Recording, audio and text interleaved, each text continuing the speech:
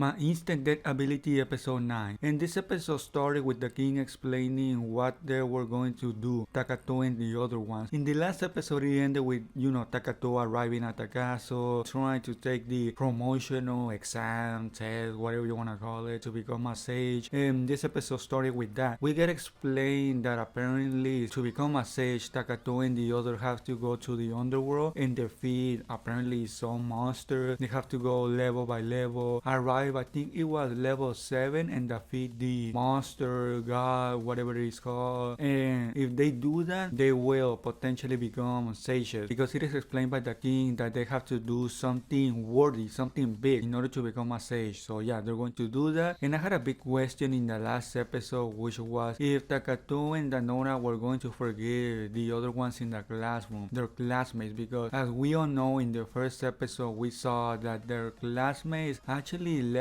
them to die. They actually used them as sacrificial pawns, or maybe as just throwaway trash, because yeah, that is what they did. They used Takatou, Dannoura, Shinosaki Ayaka, I think that is her name, and some other guy that I forget his name, just as, as the distraction for the dragon in order for them to escape. And yeah, I was wondering if Takatou was going to forgive them or not, and as it turns out, they actually did. That actually surprised me a lot, because I actually thought that Dannoura and Takatou were more, the type of person that seeks revenge, but apparently they are not that type of person. They're actually very chill about it. Not so much Dannoura, but she explained that it is no point in arguing with the other classmates anymore, because it will not get anything done. So yeah, even though Dannoura is a little bit more furious than Takatou, she still at the end of the day ends up forgiving them. So yeah, that is a little bit surprising, if I do say so myself, because this is something big that they're forgiving. This is not something, that is something that can just be forgiven very easily. So yeah, to see that happen at the beginning of the episode was the biggest, I guess you can say, surprise of the whole episode. I don't think anyone expected that. I thought that maybe they will have some,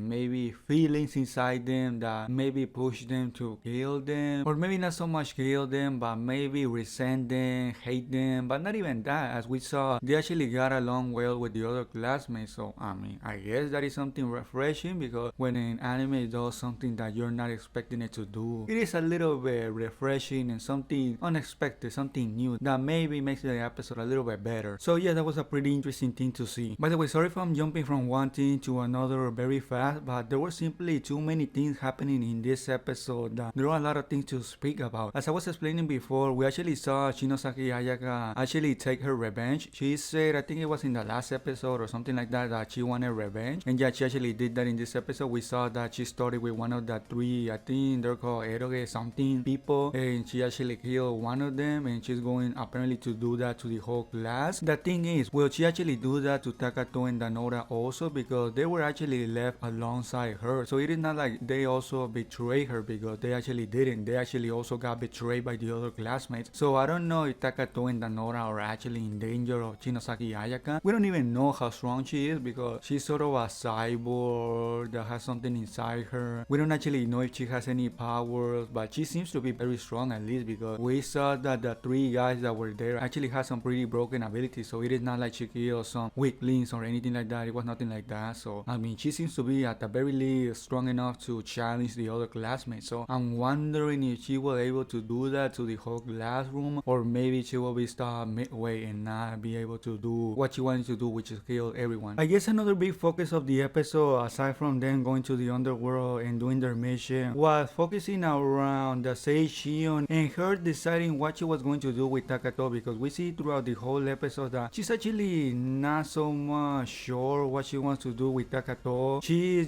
sort of investigating what he's all about, learning new things about him, how powerful he potentially is, and things like that. But even at the end of the episode, she actually is not sure what to do. It had to come to the last seconds of the episode for her to decide that she wanted to get rid of him, because she summoned, or not so much summoned, but a classmate of Takatou actually invited himself into her room, and the Sage Sion took that opportunity to tell him to basically target Takatou. So apparently that is what she wants to do. She wants to get rid of him. I mean, I think we all knew that she wanted to do that at the end of the day, even though she was unsure throughout the whole episode. I mean, it is pretty obvious that that was going to be her conclusion. We also saw in a scene in where it was shown that Euphemia didn't know what to do. She was kind of lost, wandering around, because now that she has learned trust Lane. She don't know what she's going to do next. She's trying to find her sister, but at the same time she wants to have Lane back. Thereafter we see the mini Lane, the copy of Lane, whatever you wanna call her, suddenly shows up, and we see that Euphemia is surprised by this because she didn't